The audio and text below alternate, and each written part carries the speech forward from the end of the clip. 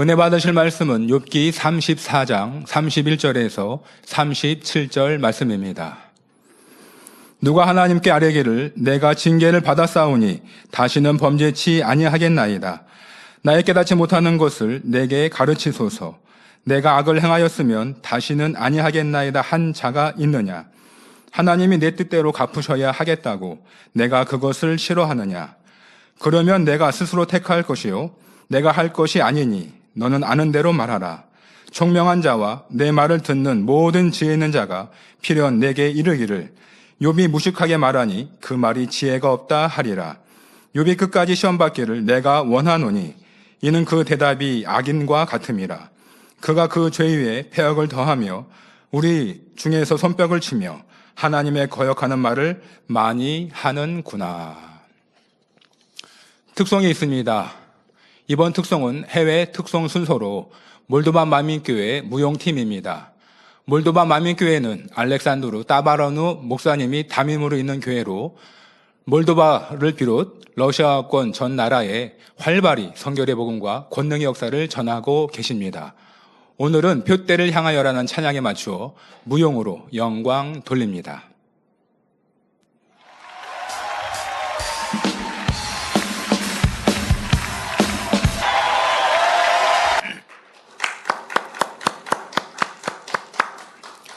사랑하는 당회장님께서 욥기 강의 102번째 연단의 축복 제하의 말씀을 증거해 주시겠습니다. 특속으로 영광 돌려주신 몰도바 만민교회 무용팀에 감사드립니다. 점점 발전하고 있는 모습을 보아서 참 행복하고 기쁜데요. 네, 다시 한번 감사드립니다. 사랑하는 성도 여러분, 욥기 32장부터 등장한 엘리후는 욥을 연단하시는 하나님의 사랑을 헤아리지 못한 채 단지 욥의 현실과 겉모양만 보고 엄청난 판단 정죄의 말을 쏟아냈습니다. 자기보다 훨씬 선하고 의로운 욥을 향해 분노하며 당신은 악하다. 내가 당신을 가르치겠다. 당신은 큰 죄를 지었기 때문에 하나님께 보응을 받고 있다. 등등 온갖 교만한 말들을 했지요. 하늘에 계신 하나님께서 이러한 엘리후를 보실 때 어떤 마음이셨을까요? 전도서 5장 2절에 너는 하나님 앞에서 함부로 입을 열지 말며 급한 마음으로 말을 내지 말라. 하나님은 하늘에 계시고 너는 땅에 있음이니라. 그런즉 마땅히 말을 적게 할 것이라 말씀하십니다. 말이 많으면 실수가 많고 급한 마음으로 말을 하다 보면 하나님의 뜻을 거스르는 말이 나오기 쉽습니다. 그러므로 항상 우리의 말과 행실을 하나님께서 불꽃 같은 눈동자로 지켜보신다는 것을 깨달아 말 한마디, 행동 하나도 신중히 해야겠습니다. 사람의 말과 행동은 마음에서 나오는 것이므로 가장 중요한 것은 마음의 악을 버리고 선으로 채우는 것입니다. 마음에 선을 쌓은 만큼 선을 내고 악을 쌓은 만큼 악을 낸다는 사실을 명심하여 오늘도 말씀을 들으실 때 마음 가득 아름다운 선으로 채우시기를 주님의 이름으로 기원합니다. 엘리후는 계속해서 욥을 향해 간접적으로 공격합니다. 욥기 34장 31절 32절에 누가 하나님께 아뢰기를 내가 징계를 받았사오니 다시는 범죄치 아니하겠나이다. 나의 깨닫지 못하는 것을 내게 가르치소서. 내가 악을 행하였으면 다시는 아니하겠나이다 한 자가 있느냐 말합니다. 엘리후의 생각에는 사람들이 징계를 받을 때 하나님 앞에 겸손한 자세로 다음과 같이 고백하는 것이 옳습니다. 공의로우신 하나님께서 저에게 이런 징계를 하신 것은 분명히 제가 알지 못하는 잘못이 있기 때문입니다. 하나님 편에서는 잘못이 없나이다. 제가 깨닫지 못한 것을 가르쳐 주소서. 저의 잘못을 알려주시면 다시는 그런 일을 하지 않겠습니다. 라고 말입니다. 그런데 이 세상에 있는 대다수의 사람들이 이런 고백을 하지 않는다 말하고 있습니다. 엘리후가 볼 때 욥도 이런 사람 중에 하나였습니다. 그의 눈에 비치는 욥은 하나님의 징계를 받고 있으면서도 하나님께 깨우쳐달라 하지 않았고 다시는 죄를 짓지 않겠다는 다짐도 없었지요. 그래서 욥이 악을 행하고도 회개하지 않는다고 간접적으로 공격하고 있는 것입니다. 그러면 우리 성도님들은 어떠신지요? 여러분이 연단받고 있을 때 누가 다음과 같이 질문한다고 합시다. 성도님은 하나님께 잘못을 깨우쳐달라고 기도해 보셨습니까?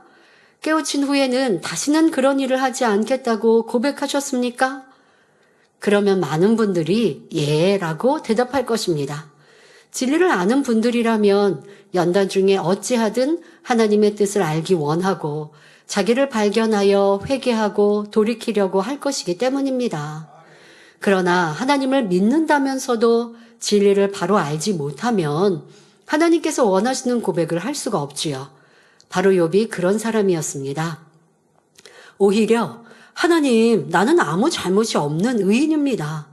내가 얼마나 고아와 과부를 도와주었고 연약한 이들을 일으켜주며 선하게 살았습니까? 그런데 하나님께서는 어찌하여 저를 이렇게 징계하십니까? 라고 따졌습니다. 뿐만 아니라 하나님께서 내게서 의를 제하셨고 나를 거짓말쟁이로 만드셨습니다. 아무 허물이 없는 나를 죄인 취급하심으로 병으로 치시고 내 삶을 무너뜨리셨습니다. 라고 주장했지요. 또 친구들에게 하나님을 잘 섬겨도 아무 소용이 없더라. 하나님은 나 같은 의인은 쳐버리시고 오히려 악인들을 잘 되게 하시는 분이다. 라고 외쳤습니다. 엘리후는 욥의 이런 모습을 보았기 때문에 감정이 매우 상해 있었습니다. 그래서 욥을 에둘러 공격하면서 세상에 많은 사람들이 욥과 같다. 또 욥의 친구들도 마찬가지다. 라는 뜻으로 말하고 있는 것입니다. 엘리후는 처음에는 자칭 총명한 사람이었는데 이제는 자칭 의인이 되어 욥과 친구들뿐만 아니라 세상 모든 사람들을 판단하고 있습니다. 이후로는 엘리후의 교만이 점점 더해지는 것을 보게 되실 것입니다. 그런데 여러분이 욥기를 통해서 욥의 입장뿐 아니라 그의 친구들과 엘리후의 입장을 이해해야 그 속에서 여러분 자신을 발견할 수 있습니다. 때로는 내가 욥과 같은 입장이 될 수도 있고요. 엘리후 같은 입장이 될 수도 있고, 예를 들어 내 배우자가 신앙과 믿음이 적을 때 내가 엘리후처럼 그렇게 질타할 수 있다는 것입니다. 그러니까 엘리후의 입장도 엘리후가 그냥 심해 이러면 안 되고 그는 왜 그럴까? 또 왜 진리를 인용하면서 저렇게 하고 있는데 나에게는 이런 모습이 있지 않은가 살피셔야 합니다. 여러분이 어떤 일로 대화할 때 상대의 입장도 되고 제3자의 입장도 있음을 이해하신다면 더 큰 그릇이 될 수 있습니다. 그래야 모든 사람을 품을 수 있고 그들을 변화시킬 수 있죠. 여러분, 우리 원로 목자님께서는 그리하셨던 것 기억나실 겁니다. 도무지 이해되지 않는 죄를 범하는 이들이 있다 할지라도 그런 말씀하셨죠. 이해는 안 되지만 이해해 보려고 하시니, 이해해 보려고 기도하고 그들을 품으시니 또 안타까운 그들의 상황도 들려오고 또 알게 되고 그래서 그들을 더 품고 기도하셨노라고. 도무지 이해되지 않는 죄를 지어도 때로는 성장 과정 속에 이렇게 죄악에 많이 노출되어서 스스로 죄악을 분별하지 못하니 이렇게 어릴 적부터 쉽게 죄를 지었구나 라는 것도 그러니까 그냥 그 사람의 죄를 지은 것만 보면 아니 왜 그렇게 죄를 많이 지었어? 라고 질타할 터인데 너무나 사랑하는 양떼이고 그를 위해 중보해주고 싶으시니까 그게 아니라 더 깊은 사랑으로 왜 그랬을까? 어떻게 그렇게 죄를 짓게 되었을까?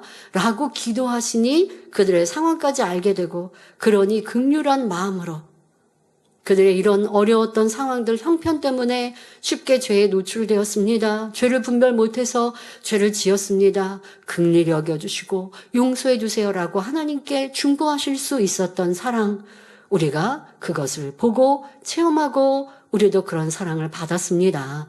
그러니 저 사람은 이해 안 돼. 아유 저 사람은 왜 그래? 하고 형편으로 보여지는 것으로 들려지는 말로 질타할 것이 아니라 왜 그런 말을 할까? 왜 전에는 믿음이 좋았는데 왜 지금은 믿음을 저렇게 잃어버렸을까? 어디에서 그렇게 떨어졌을까? 라고 이해해 보려는 마음. 그런데 어떠한 죄와 악은, 변개함은 이해되지 않을 수 있어요. 그러나 이해되지 않아도 긍휼히 여기는 마음으로 품어가면 그 기도는 역사하는 힘이 있게 되어지죠. 하지만 질타하는 자세로 아버지 저 사람이 죄를 많이 지었는데 좀 깨우칠 수 있게 해주세요. 회개할 수 있게 해주세요. 돌이키게 해주세요. 라고 하는 것은 사랑이 아니기에 역사되지 않죠. 하지만 이해할 수 없는 죄악이라 할지라도 아버지 하나님 그가 예전에 잘한 것을 기억하시고 깨우칠 수 있는 은혜, 돌이킬 수 있는 은혜를 주세요. 라고 기도한다는 것, 이것은 아버지 하나님의 마음을 움직일 수 있는 것입니다. 그러니 여러분들이 지금 말씀드린 대로 그들의 입장이 되어보는 그런 이해하는 자세.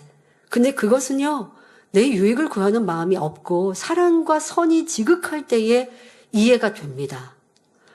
저 사람은 왜 말을 곡하게 듣지? 똑같이 듣는 사람들은 그렇게 오해하지 않는데 꼭 그 사람의 생각만 지나가면 모든 것들을 오해하는 거예요. 그러면서 뭐지 왜 그럴까?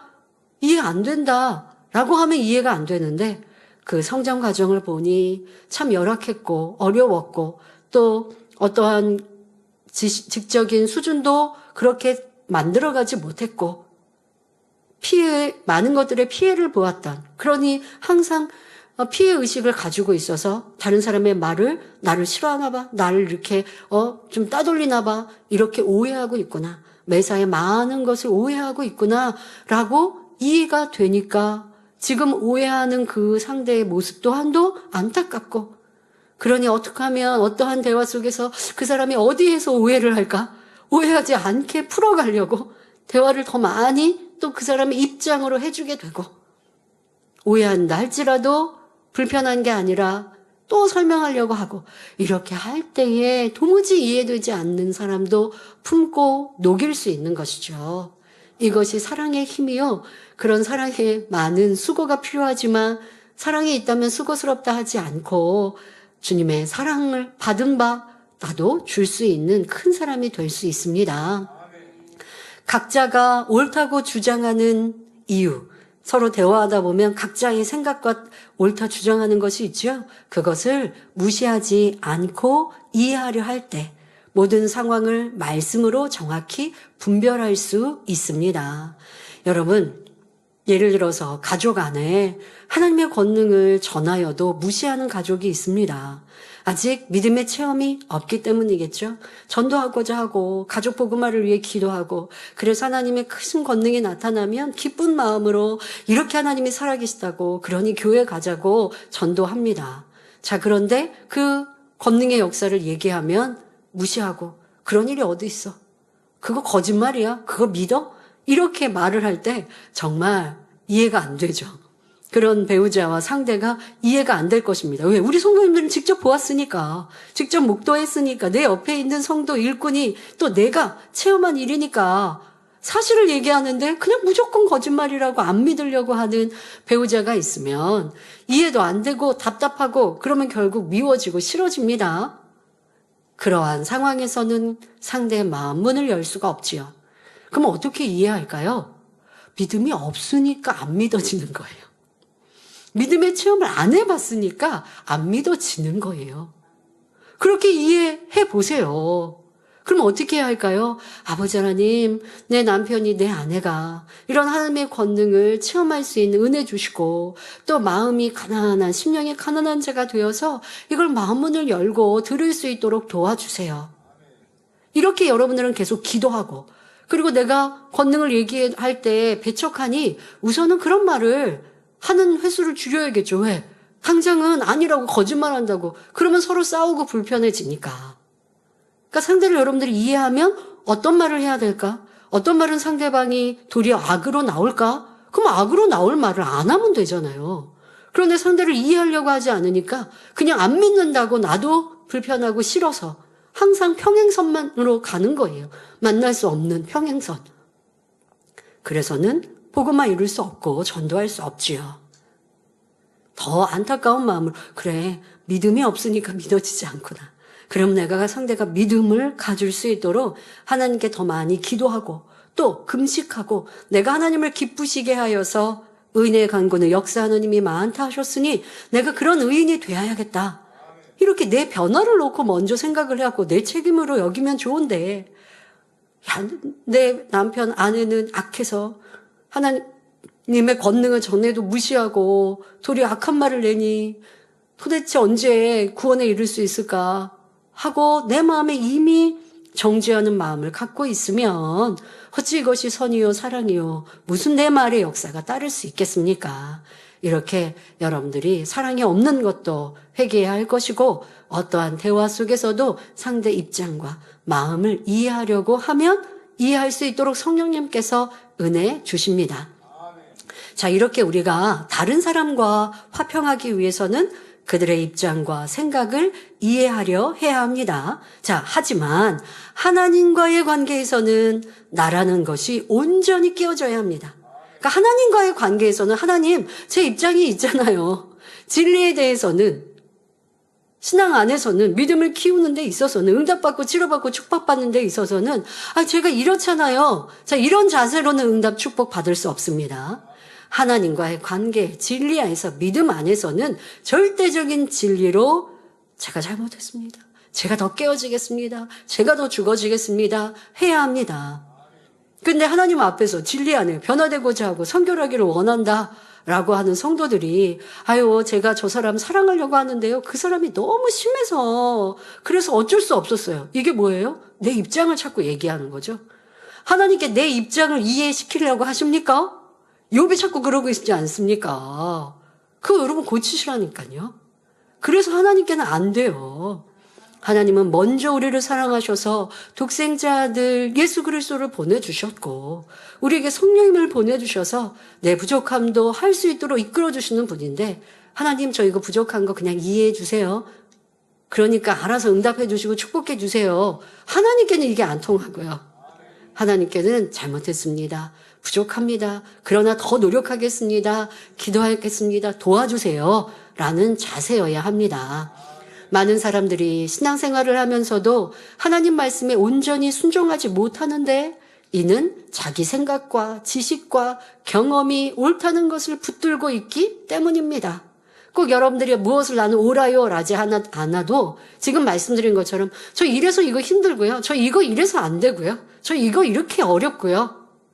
이게 자기 입장을 하나님께 자꾸 이해시키고 납득시키려고 하는데, 그런 모습으로는 순종이 안 나옵니다. 그런 자기 합리화로는 불순종의 길만 계속 가니 하나님의 응답과 축복을 깨우침을 받을 수 없는 것입니다.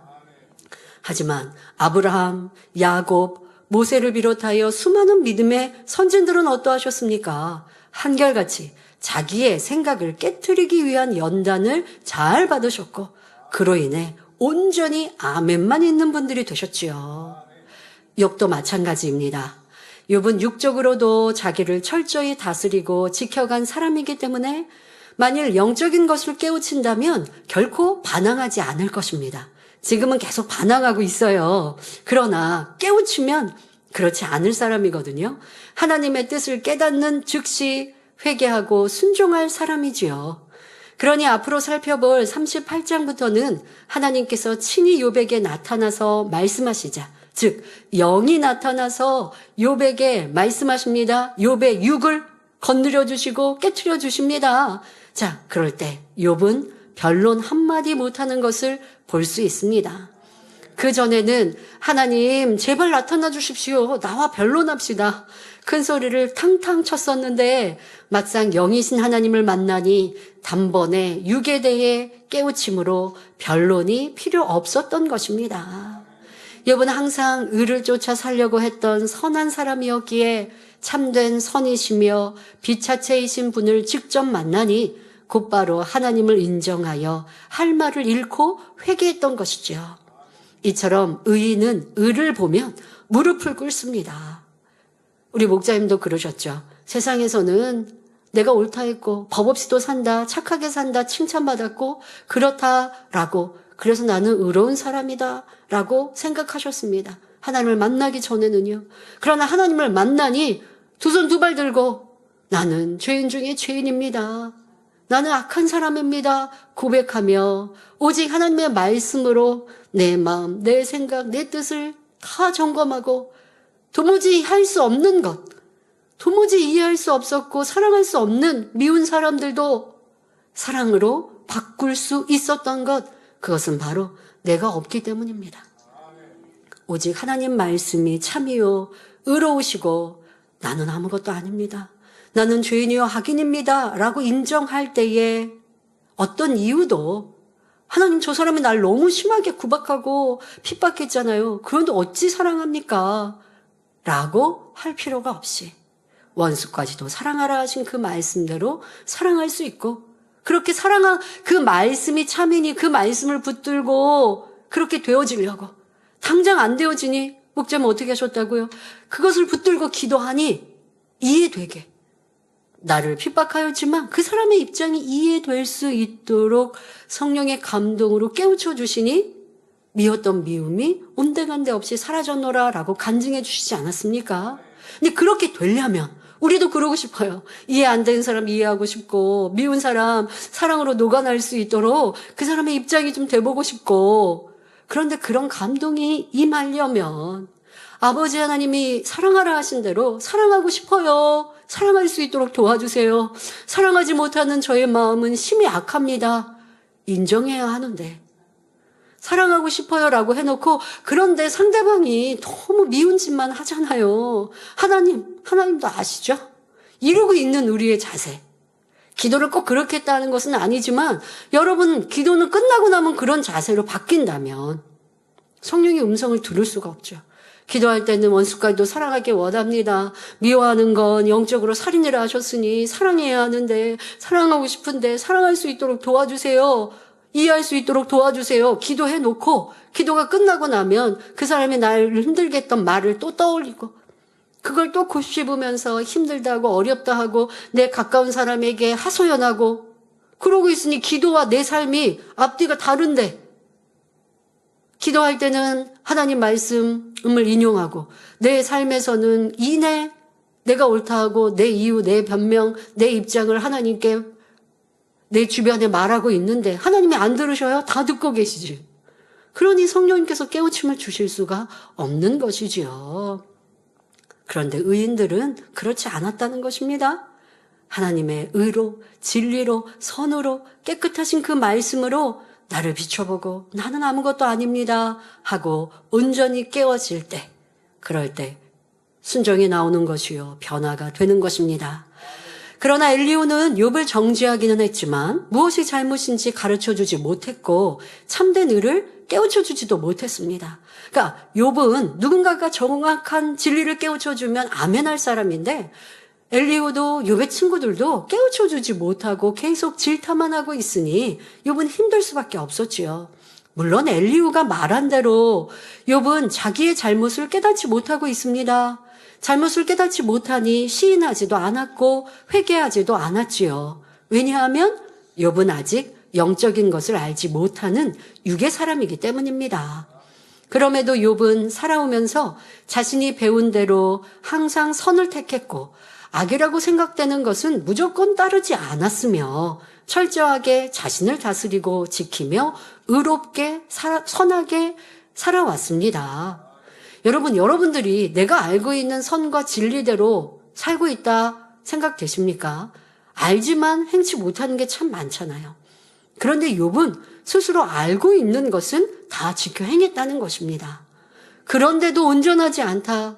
바로 본성 속의 악을 발견하고 버려야 한다 하시니 여러분이 욥과 비교해 볼 때 나는 욥보다 미치지 못하는구나 라고 하는 것을 내가 인정하고 나를 낮추면 더 성령의 밝은 음성을 들을 수 있습니다. 욥은 알고 있는 대로는 지켜 행해 왔습니다. 그러니 하나님께도 담대히 왜 공의로우신 하나님께서 아무런 이유 없이 나를 치시는가 하며 원망, 불평을 늘어놓았던 것이지요. 친구들은 이런 욥에게 네가 죄인이기 때문에 하나님께서 치신 것이 아니냐라고 책망했습니다. 이렇게 서로 자기의 입장에서 변론하다 보니 감정의 대립이 극에 달하고 말았지요. 욥은 새 친구들과 마찬가지로 자기를 지적하는 엘리후의 말들이 너무나 부당하고 이해할 수가 없었습니다. 나름대로 의를 쫓아 살아온 욥의 입장에서는 그 말들이 전혀 자신과 상관이 없게 느껴졌지요. 이는 마치 하나님을 믿지 않는 세상 사람들이 영적인 것을 모르기 때문에 자신이 원죄와 자범죄가 있는 죄인임을 깨닫지 못하는 것과 같습니다. 여러분이 진리를 모르는 세상 사람들이나 하나님을 믿는다 해도 하나님의 뜻을 모르는 사람들에게 당신이 죄를 지었기 때문에 환난이 온 것입니다 라고 말한다면 과연 어떤 반응을 보일까요? 아니, 내가 살인을 했느냐? 도적질을 했습니까?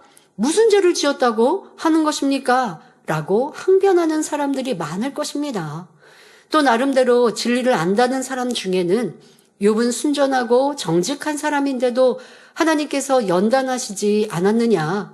나도 지금은 연단을 받지만 때가 되면 욥처럼 축복받을 것이다 라고 말하는 이도 있을 것입니다. 이는 하나님의 뜻도 공의도 모르기 때문에 하는 말이지요. 그러나 연단을 통해 믿음이 성장하고 말씀과 기도로 변화받아 하나님을 사랑하는 사람들은 같은 상황에서 전혀 다른 반응을 합니다. 성령께서 진리로 조명해 주시며 죄와 의와 심판에 대해 깨우쳐 주심으로 그 빛 앞에 자신의 모습이 적나라하게 드러나기 때문입니다. 만일 이런 사람에게 죄를 지적하며 회개하라고 말한다면 겸손하게 내가 깨닫지 못하는 잘못이 무엇인지 깨우쳐 주세요 라고 할 것입니다. 그리고 깨우침을 받은 후에는 하나님 앞에 금식과 철야 기도를 해서라도 회개하고 돌이키고자 하겠지요. 결국 회개에 합당한 열매를 맺으면 하나님의 위로와 축복을 체험하게 됩니다. 그러므로 어떤 어려움이 왔을 때 하나님께서 왜 그 일을 허락하셨는지 정확히 깨닫는 것이 중요합니다. 이를 위해서는 하나님 아버지, 하나님의 뜻을 깨닫게 해주시고 저의 허물을 발견케 해주소서라고 겸손히 기도해야 합니다. 그리하여 기도 중에나 말씀을 듣는 중에 성령이 깨우쳐 주시면 즉시 회개하고 돌이키는 지혜로운 성도님들이 되시길 바랍니다. 여러분들이 자기를 낮추어서 이렇게 저를 깨우쳐 주세요 라고 하는 자세라면 저 이거 잘했는데요. 이거는 잘했으니까 이거는 합격 스스로 답을 내리시지 마시고 하나님 제가 깨우침을 주세요 라는 겸비하고 겸손한 모습이 되어야 하겠습니다. 그리고 여러분이 이 욥의 친구였다면 욥의 입장을 이해해서 권면해 줄 수 있는 답은 무엇일까요? 아직 내가 하나님의 깊은 뜻을 모르는 사람이라 할지라도 욥이 이제까지 선하게 살았던 것들을 인정해주고 맞다. 너가 이렇게 하나님을 경외하는 모습을 내가 보았지.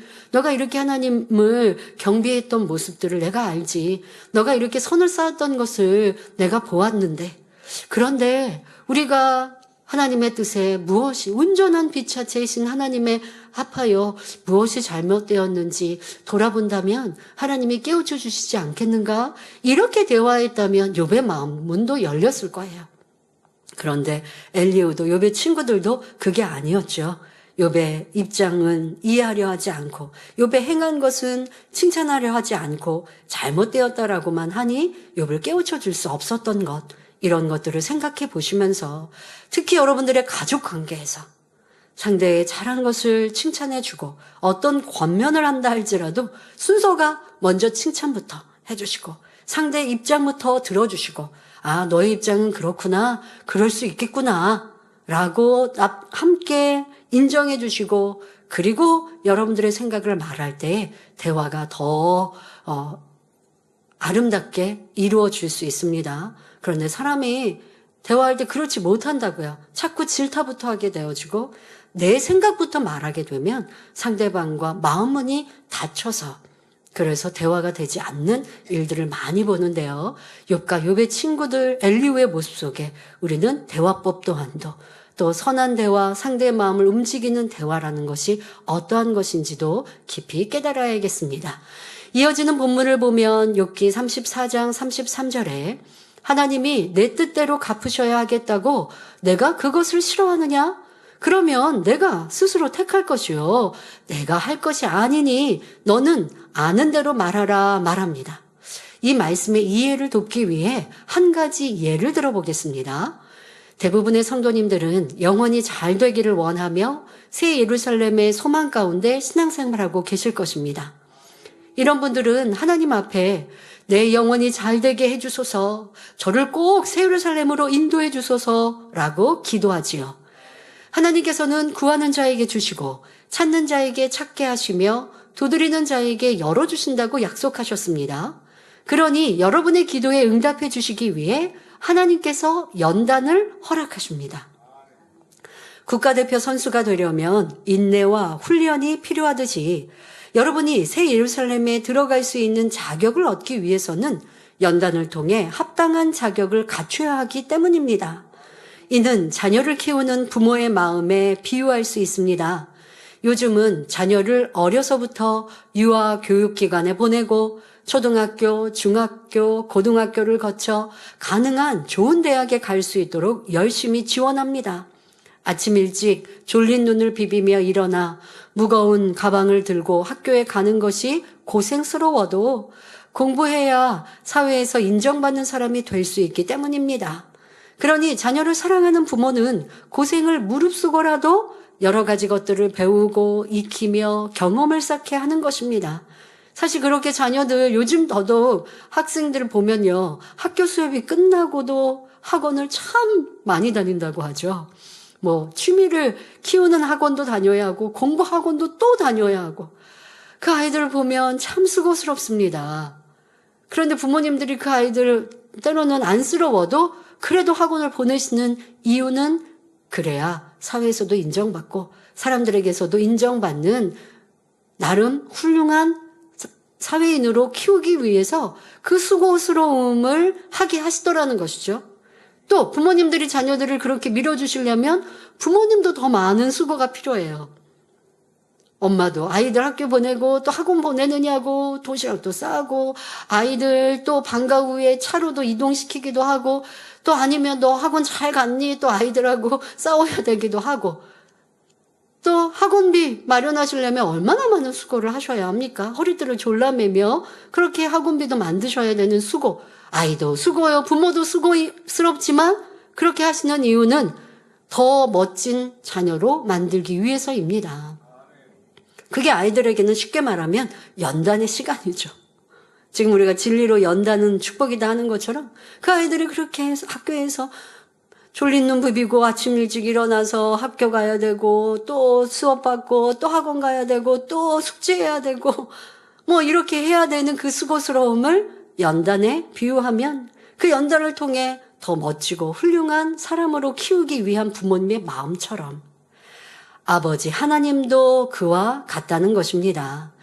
하나님께서는 우리 영혼이 잘 되어 좋은 천국에 이를 수 있도록 사랑의 연단을 하십니다. 이것이 하나님께서 자녀들에게 연단을 허락하시는 이유입니다. 하나님이 왜 나를 연단하셔서 이렇게 괴롭히시지가 아닙니다.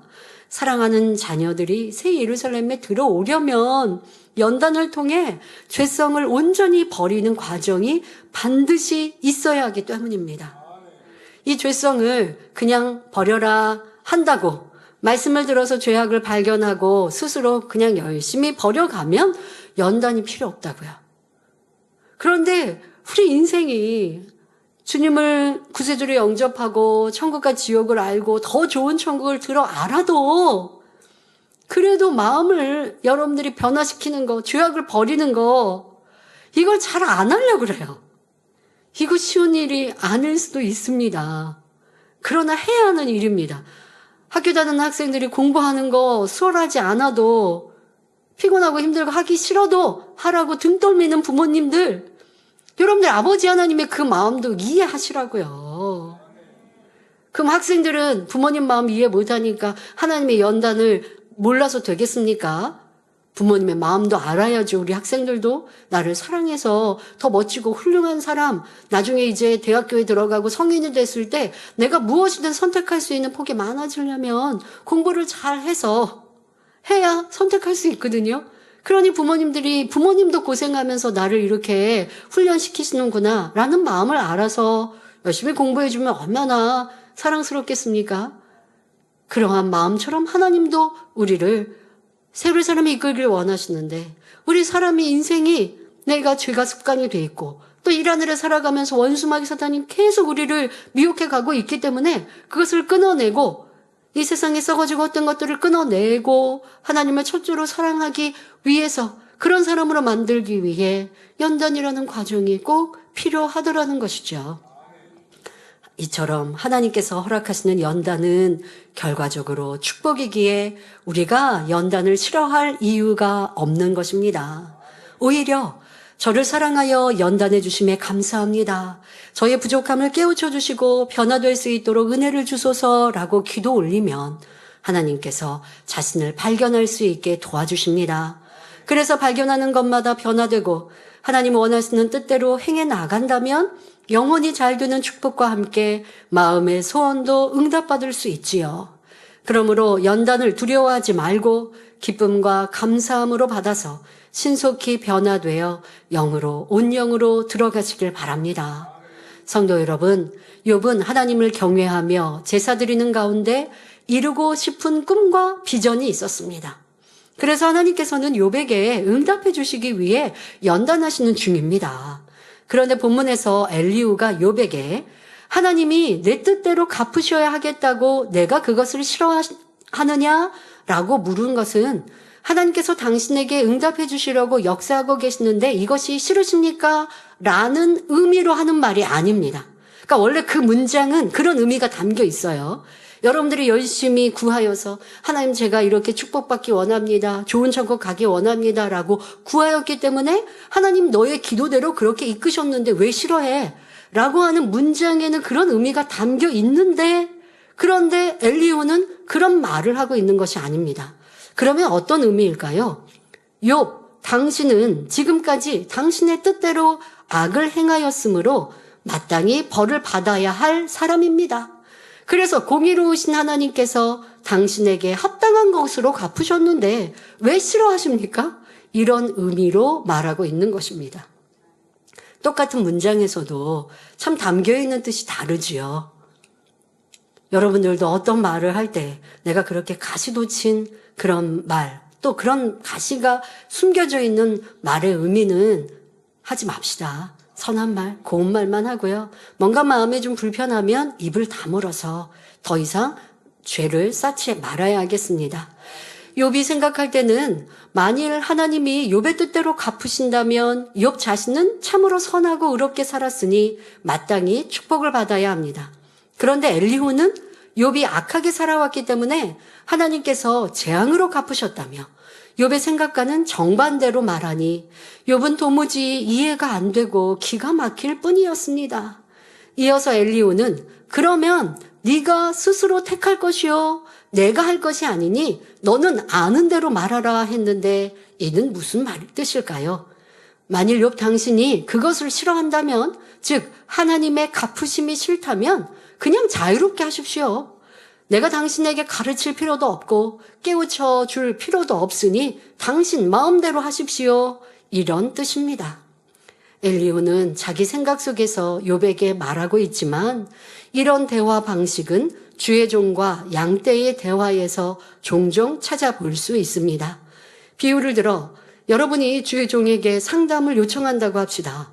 이때 주의 종이 성령의 주관 가운데 영적인 답변을 하므로 하나님의 뜻을 알려줍니다. 하나님의 뜻은 사람의 생각이나 현실을 뛰어넘는 경우가 많지요.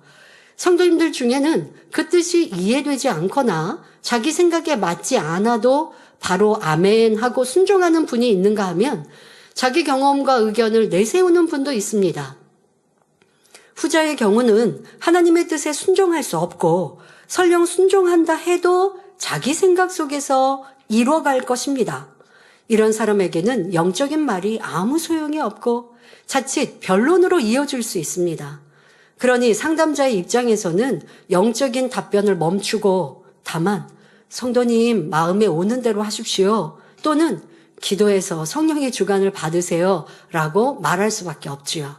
왜냐하면 믿음을 강제로 심어줄 수 있는 것이 아니며 영적인 일은 믿음이 없으면 순종할 수 없기 때문입니다. 저 또한도 상담을 하거나 아니면 대화하다가, 저는 뭐 개인 상담을 받지 않지요. 왜냐하면 여러분들에게는 교구장님이, 대대교구장님이 계시기에 그분들에게 상담하시는 것이고, 저는 말씀을 통해 하나님의 답을 드립니다.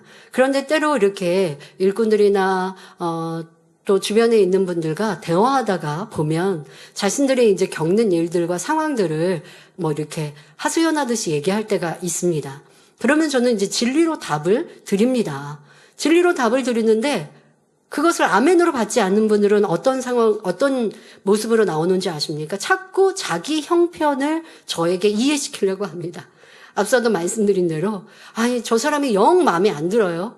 그래서 저 사람이 나를 이렇게 괴롭게 하고 힘들게 합니다. 라고 저한테 얘기합니다. 그러면 저는 어떻게 말하겠습니까? 괴롭게 하고 힘들게 하는 사람도 이해하고 품으셔야 됩니다. 라고 정답을 말하겠죠. 그러면 그 사람을 도무지 이해되지 않는다고 자기의 형편을 얘기를 하는 겁니다. 그러면 저는 주님의 사랑이나 목자의 선을 얘기를 하겠죠. 그런데도 계속하여 자기의 입장을 설명해요. 그러면 제가 뭐라고 하겠습니까? 예, 알아서 하세요 하겠죠. 이게 좋은 답은 아니겠지만, 왜요? 더 이상 뭐 다투겠어요? 싸우겠어요? 변론하겠어요? 뭐 목소리를 높이겠어요? 저는 이미 드릴 답은 다 드린 거예요. 그러면 알아서 하세요. 그런데 제가 이렇게 만약에 대화를 더 이상 여기에서 딱 마무리를 하면 대부분의 일꾼들과 성도님들은 알아먹죠. 딱 알아차리고, 예, 제가 더 잘하겠습니다. 그렇게 하시지 더 이상 자기를 주장하는 분들은 없습니다. 참 감사하죠. 하지만 이렇게 길게 대화할 이유가 뭐가 있습니까? 진리의 답을 듣고자 오신 거라면 내 생각과 내 형편에 맞지 않아도 네, 노력하겠습니다. 한다면 저도 더 진리의 달을 많이 해드릴 수 있는 것이고 성령께서 바로 깨우쳐 주실 건데 자꾸 자기 입장을 얘기하려고 상담에 오신다면 그거는 여러분들이 주의종님들에게도 상담을 요청할 필요가 없어요. 처음 한 번은 내 입장을 진솔하게 얘기할 수 있죠. 그러면 그 안에서 진리의 답을 주의종들은 해주시니까요. 그런데 거기다 대고 제가 이랬어요. 내가 사랑해 보려고 했는데 안 돼서요. 이렇게 한다면 여러분들은 상담을 요청할 이유가 없는 것이죠. 그래서는 안 되겠습니다. 또 성령님께서 그런 분들에게는 음성을 주실 수가 없다는 것도 깨달아야겠습니다. 그러니 우리는 항상 진리의 선택, 하나님의 뜻이 무엇인가 라는 것을 궁구하고 그것을 선택하는 것이 우선 되어야 하겠습니다. 그럴 때 여러분이 어떠한 상황에 처한다 해도 아버지 하나님께서는 여러분을 가장 좋은 길로 인도해 주십니다. 이어지는 본문을 보면 욥기 34장 34절부터 35절에 총명한 자와 내 말을 듣는 모든 지혜 있는 자가 필연 내게 이르기를 욥이 무식하게 말하니 그 말이 지혜 없다 하리라 합니다. 엘리후는 그동안 이런저런 말로 욥을 지적해 왔습니다. 그러니 총명하고 슬기로운 사람이라면 자기 말에 동의할 것이며 틀림없이 욥의 말은 무식하고 지혜가 없다라고 말할 것이라는 뜻입니다. 이는 역으로 말하면 자기의 말에 긍정하지 못하는 사람은 총명과 지혜가 없다는 것이지요. 자신의 말은 지혜롭고 총명한 말이기에 듣는 이들이 마땅히 긍정해야 할 것을 주장하고 있으니 여기서도 엘리후의 교만이 잘 드러납니다. 엘리후는 영적 무지함 속에서 욥을 계속 판단 정죄하고 있습니다. 육적으로 들으면 엘리후의 말은 옳아 보입니다. 왜냐하면 엘리후는 하나님 편이 되어서 욥을 공격하고 있기 때문입니다. 만일 엘리후의 말이 맞다면 욥은 참으로 나쁜 사람이기 때문에 하나님의 징계를 받고 있다는 결론이 나오게 됩니다. 하지만 영적으로 분별해 보면 엘리후의 말은 옳지 않습니다.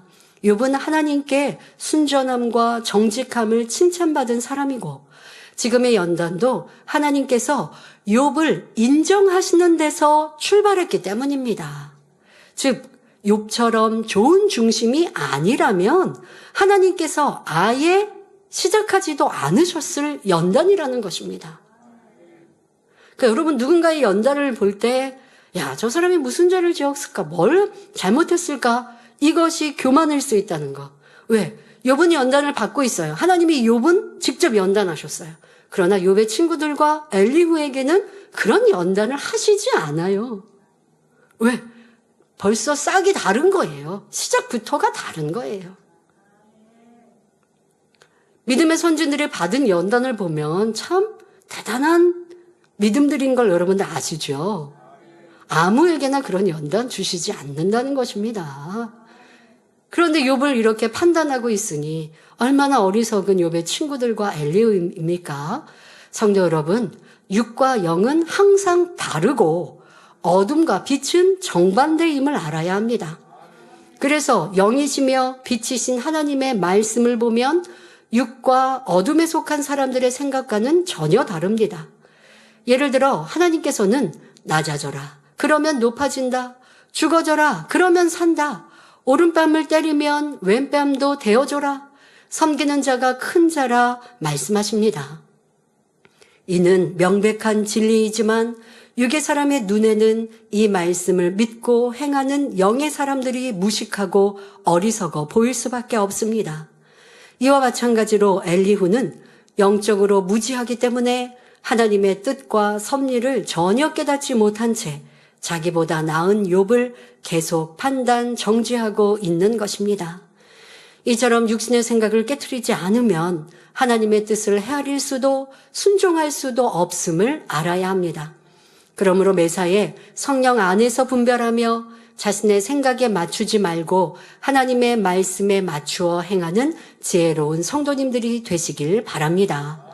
이어지는 본문을 보면 엘리후가 얼마나 악이 많은 사람인지 알 수 있습니다. 욥기 34장 36절에 욥이 끝까지 시험받기를 내가 원하노니 이는 그 대답이 악인과 같음이라 말합니다.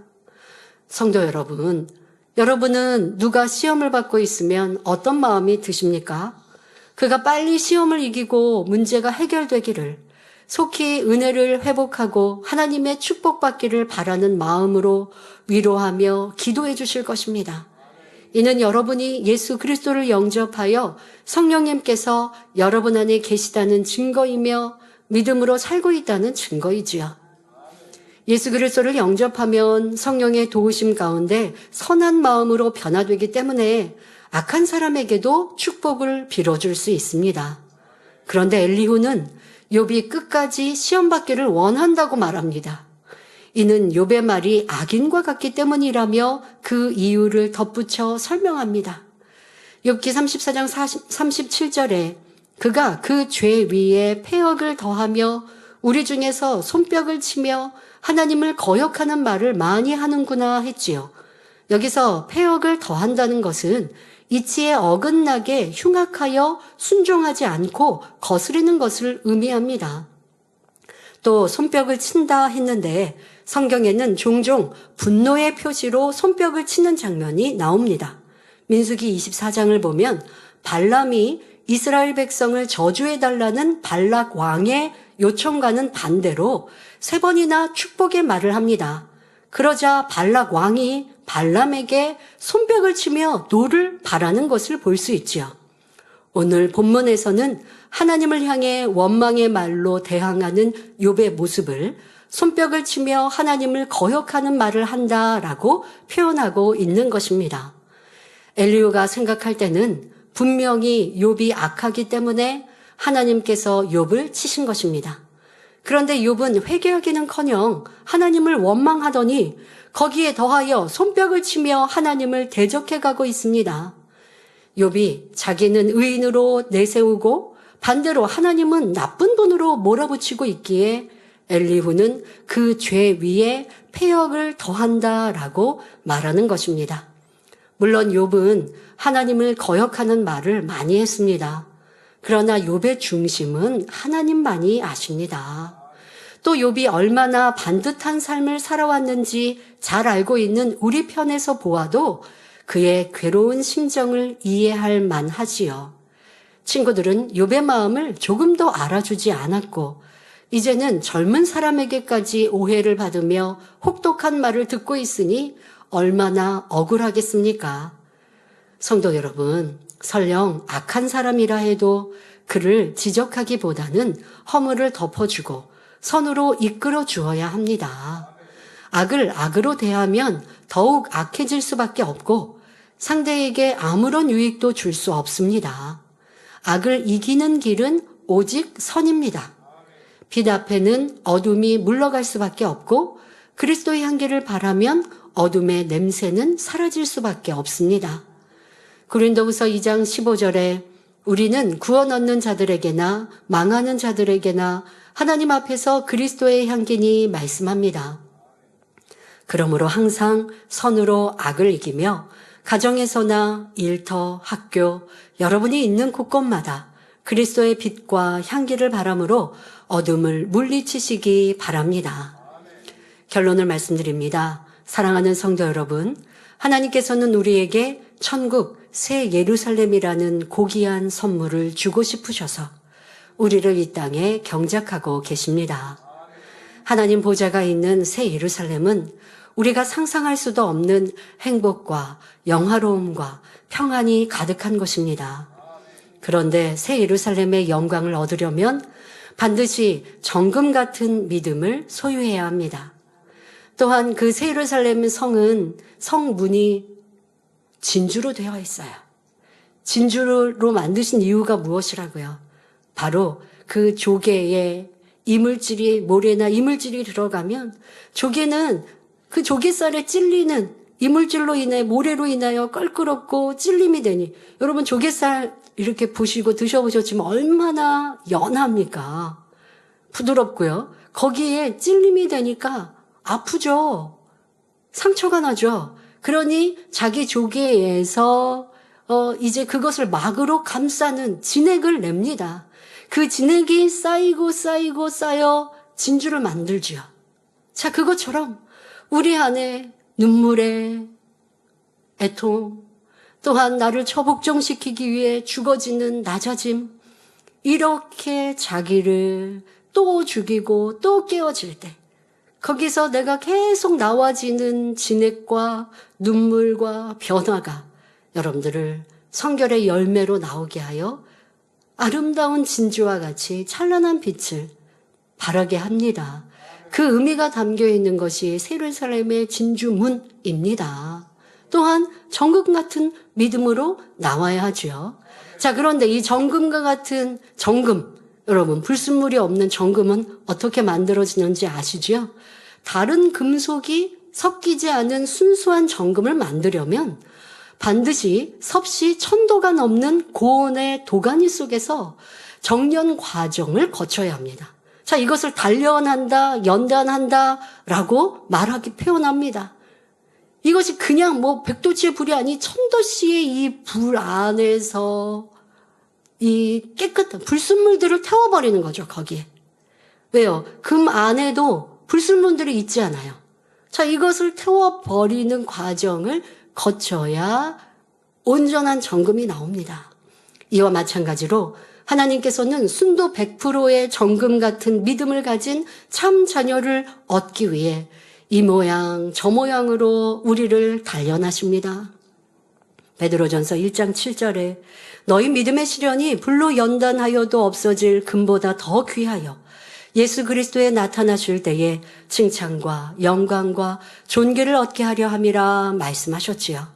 그러므로 정금 같은 믿음을 얻기까지 허락하시는 모든 연단을 오직 기쁨과 감사로 통과하여 여러분 모두가 새 예루살렘의 영광을 얻으시기를 주님의 이름으로 축원합니다. 말씀 참고하시면서 함께 기도하겠습니다. 좋으신 아버지 하나님, 욥의 연단은 축복이었음을 우리는 그 결과를 알고 있습니다. 우리에게도 어떠한 연단이 시련이 있습니까? 그것이 나를 더 깨끗하고 아름다운 영혼으로 만들어가게 하시고 또한 온전한 믿음으로 성장케 하심을 믿으며 더 아멘과 예로 순종하고 나의 부족함을 발견하고 변화되는 모든 성도들이 되게 하여 주옵소서. 만민의 역사를 볼 때에 우리는 혹독하리만큼의 연단을 받아왔습니다. 하지만 그런 연단들이 우리를 더 깨끗하고 아름다운 모습으로 만들어 새 예루살렘의 주인공들로 변화시켜 갈 것입니다. 온전히 나를 발견하여 아름다운 주님의 신부들로 단장되는 모든 성도들이 될 수 있도록 축복하여 주옵소서. 감사 감사드리며 우리 주 예수 그리스도의 이름으로 기도하옵나이다. 아멘.